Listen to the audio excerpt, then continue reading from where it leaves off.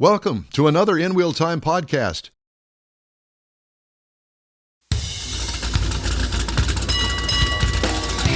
It's the award-winning InWheelTime car talk show. Sorry.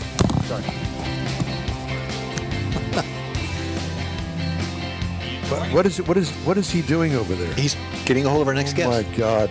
You know, I guess let's move on. All right, it's the award-winning InWheelTime car talk show. Just ahead, we hope we're going to connect with our friend Michael Wooding. And Jeff's going to have the cruise in at events calendars, and I'll bring you stories making automotive news headlines this week. And we're also going to put his feet to the fire, and Mr. Mars is actually going to do, come hell or high water, he is going to do the Volvo that he has been promising us for months. Howdy, along with Mike out of this world, Mars. We always need more Jeff Zekin and Chief Engineer David Ainsley, who's vacationing this week in the UP of Michigan. I'm Don Armstrong. Glad you could join us. Okay, Mr. Mars. We're going to do it first? We're doing Michael Wooding. I haven't got him yet. He's on his way, he said. Oh, God. Okay, so then you're going to do your car review. Let's do the car review. Now, we're talking about the 2025 Volvo EX40 twin-motor Ultra all-wheel drive. Now, this vehicle, the final assembly point, is in Ghent, G-H-E-N-T, Belgium, which kind of surprised me. And the reality of it is, this is new for 2025, but it's all based on the last year's XC40. So they took the XC40, they kind of rebuilt it and turned it into the EX40.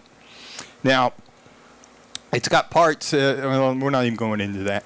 So it's got available trim levels. There's actually 3 trims, but you could kind of look at it at 6 because there's the Core, the Plus, and the Ultra, but each one can have a single motor or a twin motor. So you can actually get 6 different variants of this vehicle. Seats 5 people. It's got a new battery, so it charges a little faster. And I read something on Edmunds that it actually charges 10% faster. So it's a few minutes. It was kind of weird to me that they would even talk about it being that. But anyway. Would you like to start this car review over? No, I'm trying to stick to the facts and not what I'm thinking. So it's got a lot of things on the outside of it. It's got pixel headlight technology, which, if you're not familiar with that, they actually have little cameras in the headlights that reads what the lighting is on the outside, cars coming at you and things like that, and it adjusts the brightness of your headlights accordingly. Yeah. Where there's no headlights or anything out there, it gets brighter. Yeah, mine does that. Does it? Mm-hmm. Well, is it called pixel technology? That's the first I'd heard of it. But anyway. Headlights, that's what we call them. It's got the LED fog lights. It's got the power side mirrors. It's got a power sunroof, power liftgate. Rolls on the optional, well, they're actually standard on the Ultra trim level, the 20-inch alloy wheels. Now, get into the interior of this thing. It's got the floor tunnel. Most EVs don't have a floor tunnel on them because it's still based on that XC40 from the previous year, so it's still got the tunnel in it, so it kind of takes up some of the feeding foot area room that you would expect to have in an EV. It's got a 12.3-inch digital driver display, got a nice 9-inch touchscreen center stack, which is very important, and we'll get to that in a moment. Got suede Microtech interior. First row is seated. They're heated and they're cool. The second row is heated. It is only a 2-row vehicle, which is a very good thing in this size of vehicle. Got the surround view camera. It's got connections with Google and Apple and all these other things. And it has a digital owner's manual I thought was rather interesting. Forget looking anything else up. Got the folding second row seat. Got a Harman Kardon premium audio system with 13 speakers, 600-watt subwoofer that is air vented, which is rather unusual. But switching back up to that 9-inch screen, that center stack, it's very important, and I'm surprised it's only that 9 inches. And I think it could be a little bit bigger to help out because everything is there. Hold that right there, Jeff. Everybody wants it bigger. Well, I know, but there's across the bottom, it's minimal buttons, but everything is in that touch screen. So, for example, you get into it like a lot of EVs. You put your foot on the brake, put it in gear, it starts, and off you go. Great. Love it. That's fine. But now you want to stop. You pull in your driveway and you want to get out. Now, you can put it in there, and you can sit there and say, get out. Well, it's going to still be running. Or you can go over to the touch screen, and you hit home, and you go to the control panel, and you go into the control panel. That's 2 touches. Then you got to scroll to the bottom because it's not all on the same screen, and you touch it again the 3rd time and says, I want to turn this vehicle off. Great. You could get out of your car, but when you do, it's still on, and it's very distressing whenever you get out, and the radio is still playing as you walk away. So what you have to do, once you push the key and says, I want to turn this vehicle off, it's going to come up and ask you, are you sure you want to turn this vehicle off? Wow. And you have to tell it yes. Wow. So you got to touch 4 times to be able to turn the vehicle off before you get out of it. I find that silly. Yeah, very. Whenever everybody else, you could push it 1 time and say, stop, I stopped. Well, the new GM EVs, you don't have to do any of that. You get in with the key in your pocket, put your foot on the brake, and it starts. I will say the other thing. The Volvo is known for their safety. They have this reputation for being a safe vehicle, and perhaps that's why they did it. Just like sometimes you jump in the car, you put it in gear, and you're gone, and you want to call somebody, but you didn't pair your phone. So normally you got to wait until you're stopped. Mm-hmm. Not in this car. 60 miles an hour is when I did it. I'm sure you could probably do it a little faster, but you can pair your phone going down the highway at 60 miles an hour. Not that it's distracting or anything while you're driving, but you can do that in this Volvo. So you can do all these good things to kind of make your life a little bit better. So again, twin electric motors on this vehicle that we had, 402 horsepower equivalent. Transmission is a direct drive. Basically, it's 1 speed. Will be rated for towing 2,000 pounds. Gross weight on this vehicle is 5,840 pounds, amazingly. Wow. Now, the MPG, it says it's rated for 103 in the city, 85 on the highway, combined 94. I still haven't figured out how to convert all that stuff, so I did it a different way. I drove this vehicle 270 miles. I had to charge it twice. Total cost was $33.59 to go 270 miles. Now, I took that same $33.59 and figured gasoline at $2.60 in my truck that gets 18 miles to the gallon, if not better. And I could go 232 miles versus the 270 that I went in the EV without spending 2 hours sitting at the Subaru dealer at 6 o'clock in the morning before he opens charging it. It's pretty easy to get into, and again, you can get in it and go as you need to. Turning it off is not so much. It rides and drives. It's heavy enough that it's absolutely going to ride and drive better. There's no engine noise. Got a little bit of road noise on it, but I mean, it's not anything that's not unacceptable. Turn that Harman Kardon stereo up and you override that. As to the cost of it, now the base trim price on this vehicle would be $53,795. Now, the base model price is $62,045, and we had the base Ultra, I guess you would call it. The $62,045 was the MSRP as tested. Mercedes-Benz equivalent is an EQB, which used to be a GLB, for $53,050. Audi QE Tron for $49,800, and the Genesis GV60 at $52,350. So it's in the same price as all these other guys, but again, you need to kind of be prepared to deal with the controls and the infotainment system that I think is a little too much needy. Too much involvement. Yeah. Yes, it does. Absolutely too much involvement. But otherwise, if you're looking for something like that, you might look at it. Otherwise, it's a nice looking car. Well, I've got him turned on over here.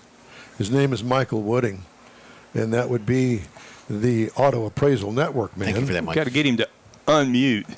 Unmute. Yeah. Ta-da! There he is. Hear me now. Well, kind of. You need to move closer to the dang microphone. Okay, I can do that. Golly. You asked for it. Yeah, I guess so.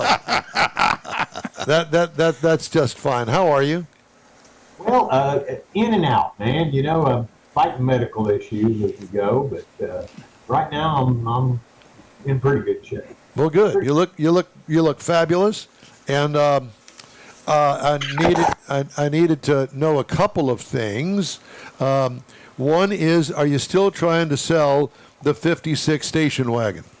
Yes, I am, and I'm not expecting it to sell anytime soon. Because it's overpriced.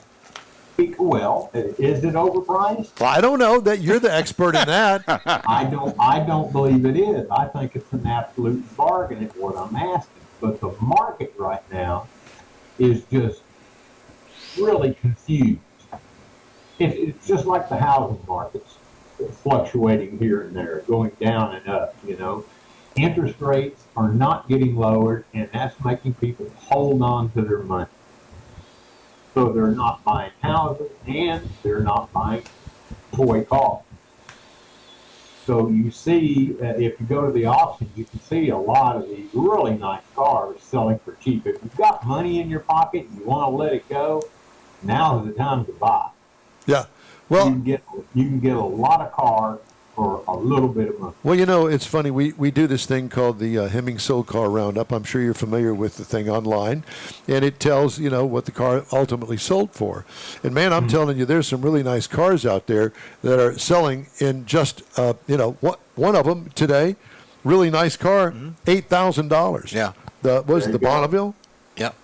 The Bonneville. Great, big, huge car, $8,000. You know, so... Yeah, I get that. And that's a $25,000 car. Yeah. Oh, absolutely. In drivable shape, in really nice shape, and go up to 40 and 50. Yeah. Have you been doing a lot of appraisals lately? They have slowed along with everything else. I did just a couple here in the last day. You know, people die off. People are still dying. They're leaving cars that I have to go do estate values on. I've got one legal battle thing coming up where a shop screwed a guy. So I might get some expert witness testimony to work out of that. And that pays pretty good.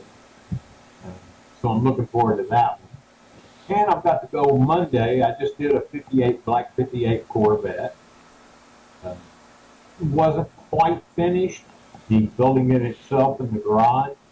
But it's going to be a high-end build when it's done. But he's got enough money in it that he wanted to insure it now, you know. Right. If something happens to it. Yeah. So he went ahead and got an appraisal of what is the value as it sits now. Gotcha. Yeah, and those are some of those things that you've pointed out to us in the past, that if you want to insure a car, you've got it in the garage, you've got it in pieces, but it's still worth money. You get it insured for it's still in pieces in the garage. Absolutely. But as you progress with your restoration, then you need to have it reappraised for what it's worth at that time. How often do you do that? If a guy's working on his car, say 40 hours a month, would you have to really consider every month as an appraisal? Hagerty has a program now where you can take out insurance based on an initial appraisal, and every 180 days they raise it by specified amount. Assuming you're making some progress and increasing the value. Sometimes you're not going to make progress. You know, something can happen that you stall on. Well, then you can stop that right then and there at that number. Gotcha. Oh, okay. But you don't you don't have to have somebody like you come out and look at it again every 180 days. No, they can take the original appraisal and say, well, it's fallen, but it's not going to fall any further than this. Okay. Have you had any business when it comes to the valuation of a car? As you know, you drive it off the lot and then you wreck the car, the price difference between what it's worth and what you paid for it is big. The diminished value is usually about 50% of my business, believe it or not. 50%? Yep. And you got gap insurance. Several of them a month. And so a gap insurance is the way to get around that? Yes, but who does that? Very few people. Maybe on some certain high-end cars they'll do that, but your average Joe's not going to do that. And he's still got a 2022 with, 50,000 miles on it that has value, but that value has been lessened because of that accident. Right. So it's still, there's money to be made. Now, I tell people, people call in, well, I've got a 2022 Camry, and they had to replace the back bumper. I said, what was the total value? $1,500. Well, I said, you can ask for diminished value, but you ain't going to make enough out of it to pay me to. But you just do that yourself. Yeah. Now, if you've got $5,000, $6,000, $7,000 worth of damage, that's where I come into play. because I charge a flat fee of $450, but I produce a pretty comprehensive report that can be used in court if need be. So Okay. a lot of these appraisals that you get, are just a 2-page thing that say this, and this about the appraiser and the company, and then 1 page about what your problem is with the car and how much that value is. They don't show the breakdown of the calculations like we do. We break it all out. We show the market values of other cars that are in the same area, what they're selling for that have not been damaged versus damaged cars. Do those calculations based on the repair bill and produce the report. So it's like comps It's extremely comprehensive. Yeah, so it's like comps in a housing market. This is comparables. And so I can see your point, because you got to take into fact, I've got a deductible on my car, plus I need you to go out there and do that. So, I got to make sure that, or at least have an idea that there's going to be enough money there to at least cover the expenses. Right, to cover the cost of the appraisal and still put money in the customer's pocket. Yeah. Right. Hey, man, we're running short on time. Let's talk about your car show. You still got that going on? It is going on, and it's going to be a little bit different this year. I'm a member of the Pontiac Club, as you know. Yep. So I'm wearing a Toyota shirt because my wife works for Toyota. But I've got 2 Pontiacs now, and so I contracted the Pontiac Club because of my medical conditions going in and out. I felt that it would be good to have somebody take over a big part of it. So they're going to do all the parking, all the judging, do the trophy giveaway. So I'll be more of just a figurehead at the show. Got a golf cart and ride around, and just get to meet people and talk where I haven't had that time before. Well, and that's always good, because you've got such a great personality and everybody loves you, and including us. And we wish you the best of luck with your health. And when is the car show this year? It is September 27th, 9 to 2. Yeah, and the Pontiac Club ought to be really good at it, because they do their own show down in Galveston. Show in Galveston. That's really nice on the pier. I'm thinking with the people that are pretty loyal to me in the show already, plus people that come from the Pontiac group, ought to make for a pretty big show. Yep, exactly. Michael Wooding, it's always good to see you and to talk to you, my friend. Best of luck with your health issues. Auto Appraisal Network, and that's the way to get a hold of you. 281-636-6879. That's the hotline to happiness, buddy. Hey, good to see you, man. You take care of yourself. Thank you, Michael. Bye-bye. Bye-bye. Coming up, Jeff is going to have the cruise in and events calendars, and I'll have some of the stories making automotive news headlines this week. Stay with us on the award-winning InWheelTime Car Talk Show. We continue right after this quick break. The Tex-Mex dining experience is defined by Lupi Tortilla, your destination for Texas's best beef fajitas and frozen margaritas. Since 1983, Lupi Tortilla has served authentic and time-tested recipes made with the freshest ingredients.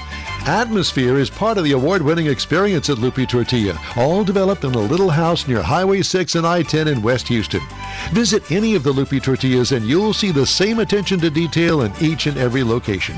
Start your Lupi experience with queso flammeado and guacamole, along with a classic frozen margarita. Dine on famous Lupi beef and chicken fajitas, or pepper shrimp brochette, or a fish or vegetarian entree, and finish with a scrumptious flan for dessert. Find Lupi Tortilla in Houston, College Station, Beaumont, Austin, San Antonio, and Dallas-Fort Worth. There's a Texas location near you. The recipes are authentic and time-tested. The ingredients always fresh. Lupi Tortilla, he's pretty good. Apple or Android, InWheelTime Podcast can be found everywhere, on the stream and through downloads. Whether you're on the road or at home and jonesing for a different kind of car talk show, give InWheelTime a try. Honest new car reviews, fun, informative interviews with real car people, weekly automotive news, features like Jeff's Car Culture and Mike's Driving Destinations, all on InWheelTime. Check us out on SiriusXM Podcasts, iHeartRadio, or while you're shopping on Amazon, through Amazon Music. InWheelTime.com has a list, and we know you love lists. Hey, be sure and join us for our live show. It airs Saturdays, 10 to noon on Facebook, YouTube, and InWheelTime.com. Thanks for joining us today. Time now for Jeff's Cruise In and Events calendars. You betcha. July Cars and Coffee in Missouri City. This is for next Saturday, July 26th from 9 a.m. to 11 a.m. Obviously, it's during our show, but you can tune us in as well. It's the Summer Moon Coffee in Siena. The Houston BMW CCA is hosting Cars and Coffee in Missouri City. It takes place at the Summer Moon Coffee location at 9402 Highway 6 in Missouri City. Bring your BMW and enjoy and meet up with the other folks that do that and get a cup of wood-fired coffee. It sounds very interesting. It'd be good to try. The next one we have is also next Saturday on the 26th is Fun Buns 4th Saturday Cruise-In, Don. So if you got some fun buns, take them out there. I'm going to be bringing my buns. There you go. Your fun buns. Just make sure you're not wearing those chaps. This is from 11 a.m. to 2 p.m. It's Fun Buns at 15,000 Texas 46 in Spring Branch, Texas. They welcome all automotive enthusiasts, food lovers, enjoy a showcase of cars, trucks, and hot rods, reoccurring every month at that time. So indulge in the food and all the other offerings. Whether you're an admirer of automobiles or simply just looking for the cool atmosphere, go on out there and enjoy that. Then on Sunday, you got Brazoria County Cars and Coffee. That is the 27th from 9 a.m. to 11. It's at 221 Parkway Street in Lake Jackson, Texas. I know exactly where that's at. The Brazoria County Cars and Coffee event is set to take place downtown Lake Jackson. Attendees are invited to join the gathering about 9 a.m. And then we got one long distance in October. We got a Corvette show coming up in NRG in October, but that's details to follow coming up. So there you go. Corvette show? Corvette show at NRG. Yeah, it's the Corvette. He's teasing. That's what he did. CCA Corvette or something like that. Yeah, I'll find out more information. I just had a little blurb during the week, and I figured I'd write it down. Yep, Corvette show at NRG, October 18th. Well, good luck on that. All right. We used to have it was the Corvette Expo here. And then it became the Corvette and Chevy Expo. Mm-hmm. Yeah. And maybe that's what it is. You know what? Well, I've got it on my phone. I think they're still down. No, they're still down in Galveston. I think they're going back to Galveston again this year. Well, you're doing the headlines. I'll look it up. Okay. Well, this is for you, Mr. Barr, since you got to review the Volvo. Yeehaw! Volvo Cars will trim its U.S. product offerings to focus on domestically built, gasoline-powered crossovers as tariffs and loss of federal electric vehicle tax credits hurt the Swedish automaker's ability to sell its largely imported lineup profitably. Mm-hmm. The S90 large sedan, assembled in China, and the V60 wagon from Europe will no longer be offered in the United States starting in the 2026 model year, according to a Volvo spokesperson. April, Volvo reported that they would cancel orders of the S90 next year. Volvo sold 1,364 S90s. Okay. There you go. Yep. Well, I was Maybe you sitting could drive yours to the port of Houston and have it shipped back. Take it to Ford. They'll recall it. Yeah. Didn't Ford own Volvo at one time? I think at one time they think did. at one time they did. Then Tata Motors bought Volvo. Oh, yeah. I love Tata Motor Company. Yeah. I know you do. A lot.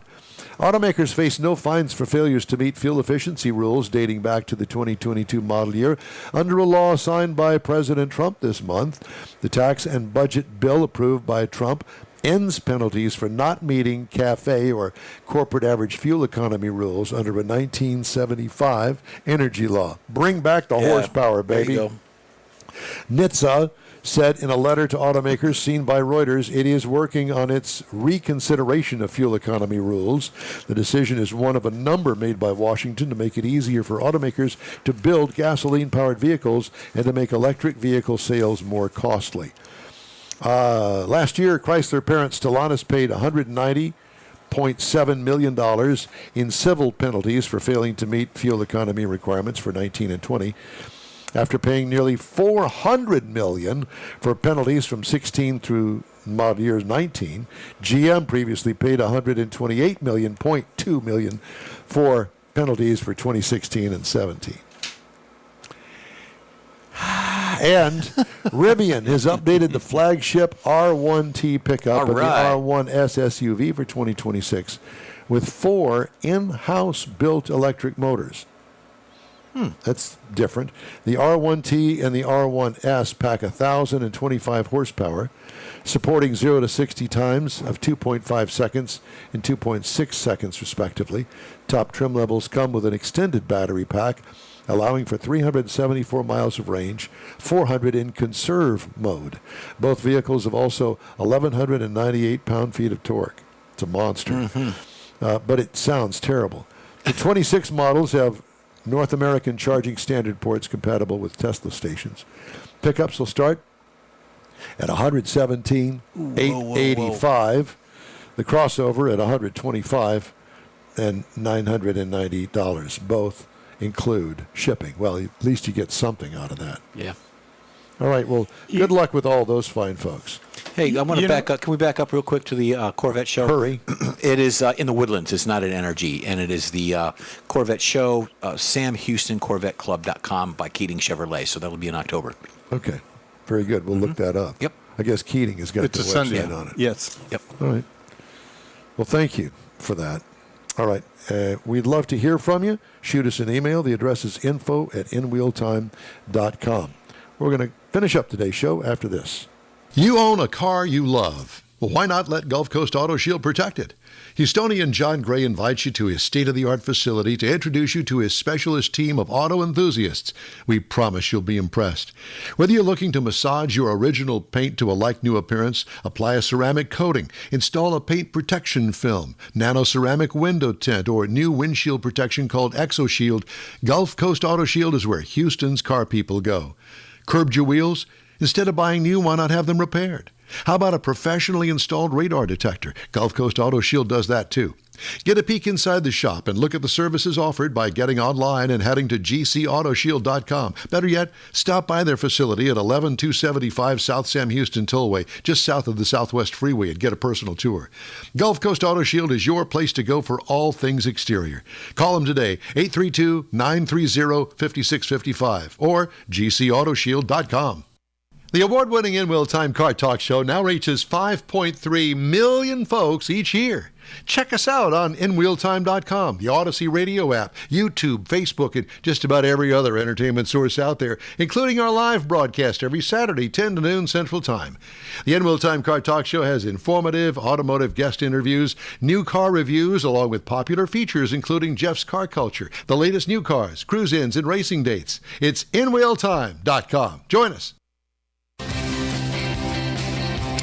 Well, that's all for this week's InWheelTime Car Talk Show. Be sure and check us out online at InWheelTime.com. We're always looking for new, informative, and fun automotive things to bring to our global audience.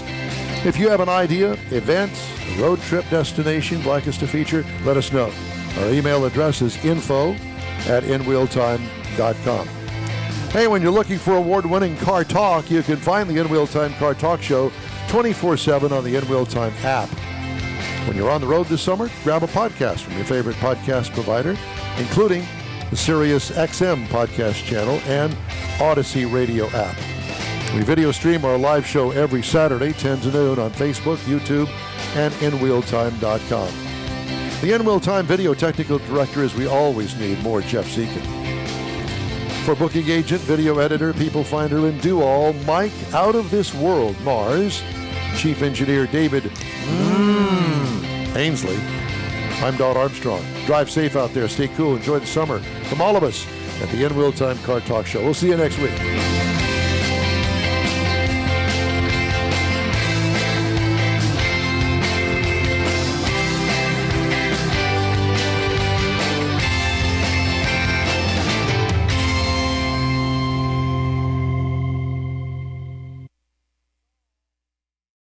That's it for this podcast episode of the InWheelTime Car Show. I'm Don Armstrong, inviting you to join us for our live show every Saturday morning on Facebook, YouTube, Twitch, and our InWheelTime.com website.